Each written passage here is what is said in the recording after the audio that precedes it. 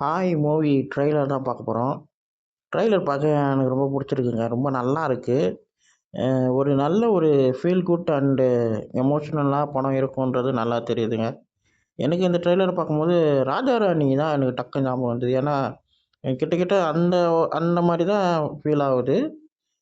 லவ்வும் set ஆகாம கல்யாணமும் set ஆகாம நடுவில் ஒரு இருக்கிற ஒரு பையன் லைஃப்பில் என்னென்ன நடக்கும் எப்படியெல்லாம் போகுன்றது தான் படமாக இருக்கும்னு நினைக்கிறேன். அது எந்த அளவுக்கு ஃபன்னாக சொல்ல முடியுமோ அந்த அளவுக்கு ஃபன்னாகவும் அப்புறம் வந்து லவ்வோடைய எமோஷ்னலும் ரொம்ப அழகாக சொல்லியிருப்பாங்கன்னு நினைக்கிறேன்.